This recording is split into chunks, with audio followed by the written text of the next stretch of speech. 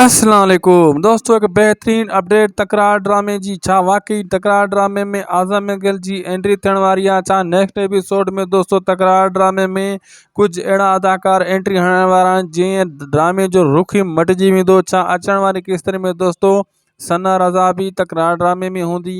छा अचण वारे किस्तनि में दोस्तों नवाब खान ऐं जेको आहे शेर अली छा हिकु थी वेंदा ऐं सिजावल जो जेको आहे मुहाॾो अटकाईंदा? छा नेक्स्ट एपिसोड में वक़्तु इतों भॼण में कामयाब थी वेंदो? छा अचण वारी किस्त में दोस्तों मीर जेको आहे पुलिस जे हथां गिरफ़्तार थियो वेंदो? बिल्कुलु दोस्तों सॼी अपडेट ॾींदासीं इन वीडियो में। इन खे आख़िर ताईं ॾिसंदा आहियूं दासी टीवी यूट्यूब चैनल खे बि ज़रूरु सब्सक्राइब कंदा।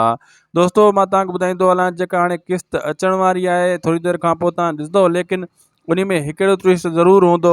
तव्हांखे इन शइ जो इंतज़ारु हूंदो त काश हिते रबन बि हुजे हा, लेकिन हिकिड़ी शइ मां तव्हांखे ॿुधाईंदो हलां दोस्तों, रबन 2024 में जेको आहे सिर्फ़ु हवेली ड्रामे में तव्हांखे ॾिसण में ईंदो, बाक़ी तकरार ड्रामे में आयो त आख़िर में ईंदो।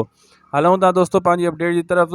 नवाब खान दोस्तों आहे जेको नई गेम खेॾे छॾी आहे, चाल हणी छॾी आहे उन शेर जे ख़िलाफ़ु, इक़बाल एसएचओ जे ख़िलाफ़ु उन खे साम्हूं लाहे करे। ऐं हाणे जेको आहे सिजावल इन चाल खे सम्झी चुको आहे। सिजावल बि नवाब खान खे उन तरीक़े सां विढ़ंदो जीअं नवाब खान सिजावल सां विढ़ी रहियो आहे, मतिलबु जेको अंदरूनी जेको आहे शैतानियूं करे। अहिड़े हिसाब सां जेको आहे शेर अली बि इन ॿिन्ही खे ॾिसी करे हू बि जेको आहे घटि कान कंदो। शेर अली बि हिकु बहितरीनु ऐं शातिर माण्हू आहे, हू पुलिस खे बि मुंहुं ॾींदो, नवाब खान खे बि ऐं सिजावल खे। ऐं नवाब खान खुली साम्हूं न ईंदो शेर अली जे, छाजे करे त उन खे फ़िलहालु दुश्मनी न खपे शेर अली जी तरफ़ां, उन जा दुश्मन ॿिया बि खोड़नि।